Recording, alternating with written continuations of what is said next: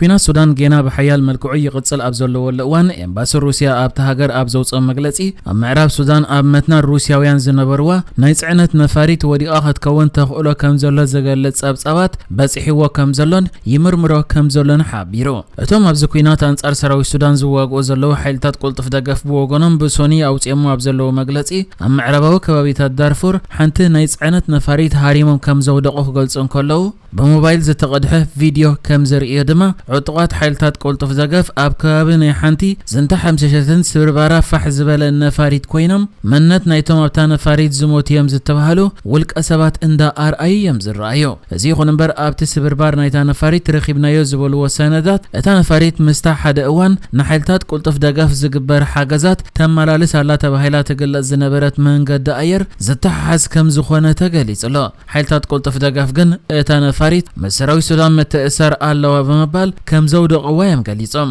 ኣብ ሱዳን ዝርከብ ኤምባሲ ሃገር ሩሲያ ብወገኑ ብዛዕባታ ኣብ ምዕራባዊ ከባቢታት ሱዳን ኣብ መንጎ ዶባት ሱዳንን ጫድን ወዲቓ ዝበሃል ዘሎ ነፋሪት ሓበሬታ በጽሒዎ ከም ዘሎን ኣብ መትናውን ሩሲያውያን ነይሮም ዝብል ሓበሬታ ስለ ዘሎ ይምርምሮ ከም ዘሎን ብዛዕባ ምውዳቕ ናይታ ነፋሪት ብዝምልከት ድማ ሰፊሕ መርመራ የካይድ ምህላዋ ኣፍሊጡ ሓይልታት ቁልጥፍ ደገፍ ካብ ወርሒ ሚያዝያ 2023 ኣትሒዞም አንጻር ሰራዊት ሱዳን ክዋግኡ ዝጸንሑ ኮይኖም ኣብዚ ዋን ድማ ዳርጋ ዝበዝሕ ከባቢታት ዳርፉር ኣብ ትሕቲ ቁጽሮም ከም ዘሎ ይዝፍለጥ ንሶም ኣብቲ ብዛዕባ እዛ ወዲቓ ዝብልዋ ዘለው ነፋሪት ኣመልኪቶም ኣብ ዘውጽእዎ መግለጺ ዝኾነ ጨብጢ ከየቕረቡ እታ ነፋሪት ንሰራዊት ሱዳን ክትሕግዝ እያ መጽያ ነይራ በመባል ሃሪሞም መሰውደቕዋ ኩሎም ኣብ መትና ዝነበሩ ዕሱባት ተቐንጺሎም ኣለው ኢሉ ኣብ 2023 ወርሒ ሚያዝያ ዝጀመረ ኩናት ሱዳን ክሳብ ሕጂ ብሰንኩ 24 ሽሕ ሱዳናውያን ህይወቶም ሲኢኖም ዘለው ኮይኖም ብሚልዮናት ዝቁጸሩ ድማ ኣደዳ መዝንባል ኮይኖም እዮም አዲስ አበባ ሐያል ባርዕ በመገጣሙ ኣብ ንብረት ጉድኣት ከም ሰዓበተ ገሊጹ በሶኒ ኣብ ርእሰ ከተማ ኢትዮጵያ አዲስ አበባ ኣብ ሸመተራ ዝበሃል ኣብ ከባቢ መርካቶ ዝርከብ ቦታ ከቢድ ባርዕ ከም ዘጋጠመን በርከት ዝበሉ ህንጻታት ድማ በቲ ባርዕ ከም ዝተለኻኸሙ ተገሊጹ በዛዕባ እቲ ባርዕ ብዝምልከት ብናይ ኢትዮጵያ ማዕከናት ወፂኡ ኣብ ዘሎ ዜናታት መስከብደት ናይቲ ባርዕ ብዝተሓዝ ኣባላት መጥፋእቲ ሓዊ ኣብ ሓጺር እዋን ኣብ ትሕቲ ቁጽር ከእትዎ ከም ዝተጸገሙ ተገሊጹ ነዚ ባርዕ ኣመልኪታ ድማ ከንቲባ ከተማ አዲስ አበባ አዳነች አበበ ኣብ ዘውጽእቶ መግለጺ በቲ ባርዕ ከም ዝሓዘነት ክትገልጽ እንከላ በቲ ባርዕ ኣብ ንብረት ዝበጽሕ ዕንወት ኣዚና ሓዚና ኢላ እታ ከንቲባ በተወሰኺ ነቲ ባርዕ ንምግታእ ኣብ ዝግበር ዝነበረ ጻዕርታት በሰንኪ ጸቢብ ጎደናታት ስርሒታት ምድሓን ህይወት ዝተሓላለኸ ከም ዝኾነን ኣባላት መጥፋእቲ ሓዊ ከዓ መካይኖም ናብቲ ከባቢ ንምእታው ከም ዝተጸገሙን ገሊጻ ከንቲባ ኣዳነች ወሲኻ ሰብ መዚ ነቲ ሓዊ ንምጥፋእ ጻዕርታቶም ኣብ ዝቕጽልሉ ዝነበሩ እዋን ነቲ ባርዕ ኣብ ትሕቲ ቁጽር ንምእታው ሄሊኮፕተራት ኣብ ጥቕሚ ክውዕላ ሓሳብ ከም ዝነበረውን ሓቢራ ኣብ ግዜ እቲ ባርዕ ሓደ ናይ ዓይኒ ምስክር ንማዕከናት ዜና ናይ ኢትዮጵያ ኣብ ዝሃቦ ሓበሬታ እቲ ባርዕ በርቲዕ ኣሎ ገና ክግታ ኣይከኣለን ሰባት ንብረቶም ከድሕኑ ይፍትኑ ኣለው ኢሉ ነይሩ በጀካ እቲ ባርዕ ዘጋጠመሉ ህንጻታት ኣብቲ ከባቢ ዝርከቡ ነበርቲ እቲ ባርዕ ናብ ገዛውቶም ከይልሕም ብምስጋእ ንብረቶምን ነብሶምን ከውጽኡ ከም ዝተረኣዩውን ዝተፈላለያ ማዕከናት ዜና ኢትዮጵያ ሓቢረን ኣለዋ ኤርትራ ምስትካል አህጉራዊ አቶሚካዊ ጻዓት ካብ 2024 ክሳብ 2028 ዝጸንሕ ሳልሳይ ናይ ሃገር መርሓ መንገዲ መደብ ከም ዝፈረመት ተገሊጹ ኣብ አህጉራዊ ትካል አቶሚካዊ ጻዓት ቀዋሚ ልኡኽ ኤርትራ አምባሳደር ዮሐንስ ወልዱ ብዕሊ 8 ጥቅምትን 18 ጥቅምትን ምስ ምክትል ዳይሬክተርን ሓላፊ ክፍሊ ቴክኒካዊ ምትሕጋዝን አህጉራዊ ትካል አቶሚካዊ ጻዓት ህዋ ልዩ ብምርኻብ ካብ 2024 ክሳብ 2028 ዝጸንሕ ናይ ኤርትራ መርሓ መንገዲ ፕሮግራም በዝምልከት ተፈራሪሞ እዚ መደብ ዳርጋ ኩለን ኣባላት ናይቲ ትካል ወትሩ እንደሐደሰኦ ዝፍርምኦ ስምዕ ኮይኑ እቲ ትካል ነተን ሃገራት ከገብሮ ንዝኽእል ቴክኒካዊ ምትሕባር ዝሕግዝ መወከሲ ቅርጽ ኮይኑ ይሰርሕ አህጉራዊ ትካል አቶሚካዊ ጻዓት ኒኩለር በጀካ ኣብ ናይ ኩናት መዓላ ኣብ ካል ናይ ቴክኖሎጂን ጻዓትን ንህዝቢ ኣብ ዝጠቕሙ ዝተፈላለዩ መድያትን ኣብ ጥቕሚ ዝውዕል ብምዃኑ እዚ ትካልና ኣባል ሃገራት ዝሕግዘሉ ቴክኒካዊ ውጥን ብመንገዲ እዚ ኤርትራ ሕጂ ካብ 2024 ክሳብ 2028 ፈሪማቶ ዘላ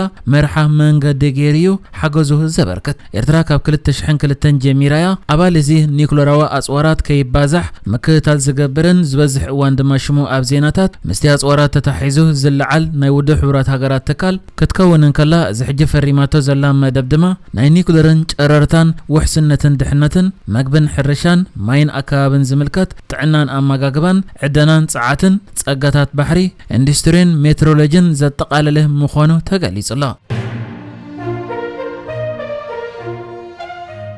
بسنكتي امونغو حيلتات فانون سراويت فدرال ايتيوبيان زغاطمو كوينات تعاصيص صنح دوب ايتيوبيان سودانن بوغن متما حجي داغيمو تخفيتو مهلاو تغليصو اتدوب بخلت تمسكرم حيلتات فانون نمتما دحر مقوصارم بسبب سلطان زوبا غدارف ناي سودان زتعاصو خوينو دحيرغن سراويت فدرال نتخباب دحر مقوصارو اتدوب لومدو صباح يخفات يكبحال صنيحو حجي قانا يمنغس كلل امحرا معكنات زرغحنا ابزلوا صبصب امونغو سبب سلطان ايتيوبيان سودانن بمتحبار نبرتي نسومنات زرب دحر مكيادو اتدوب داغيمو كخفات كمستوسنه غليص انا لوا بتوسخ كلتين وغن حبراوي ناي صتتا حيله اقيمم نتبت دوب زغبر نغداو نطفتات ككاتاتلو مخانمون تغليصو امتما زركبني ايتيوبيان سودانن زداوب كبابي بزح وان بسنكي زغاطم غچت كخفتن كعصون ترايو زفلت كوينو سودان كوينات كيجمران كله امونغو سراوي سودان ابت خباب زركبو عطقات ملشاتاتن دحرز تخفته كوينات اتدوب عامي نغزيو تعاطي منباري ذكر يونبر قدام منستر إثيوبيا أبي أحمدن بريزيدنت الأولوية مخر السودان جنرال عبد الفتاح البرهانن أبا خيبا إيجاد أب نيروبي دحر من رخابم اتدوب داغيمو تخفيت نيريو دحير دما أمونغو فانون فدرالن دحر استقبر كوينات بوغان سودان سبا سلطان زوبا غدارف كعصوه تجديدم نيرم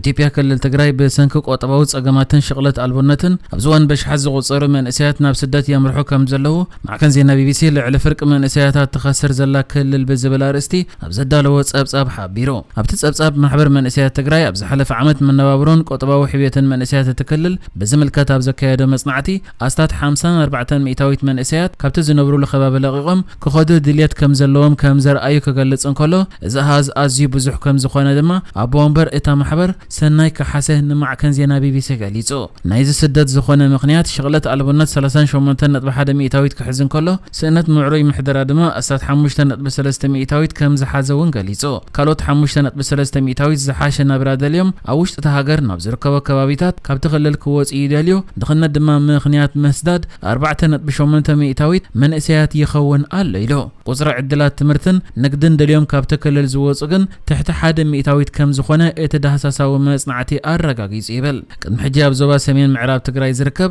ናይ ዕደና ወርቅ መንቀስቃስ ጥራይ ልዕሊ 200,000 መንእሰያት ዕድል ይፈጠር እኳ እንተነበረ ኣብዝዋን ብስርዓት ይመሓደር በዘይ ምህላው መንእሰያት ኣብ ከባቢኦም ዘለው ጸጋታት ንኸይጥቀሙ ምኽንያት ከም ዝኾነውን በአብነት ተጠቂሱሎ በተወሰኺ ኣብ ተከልል ዝተኻየደ ኩናት ብርክት ዝበሉ ማሕበራውን ቆጠባውን ጽላታት ስለዝዓነወ ኣብ ርእሲኡ ድማ ኣብ ትግራይ ተስፋ ዘቆርጽ ኩነታት እምበር ርጉእ ፖለቲካዊ ሃዋህው የለን ብምባል ተደማሚሩ መንእሰያት ትግራይ ክወጹ يدفو الله وكبل أبو منبر محبر من أسياد تجراي سناي كحسه نزام عكن حبير الله نحجز تدالو الزيناتات إزينيرو بكالك سب من رغب سلام نعخم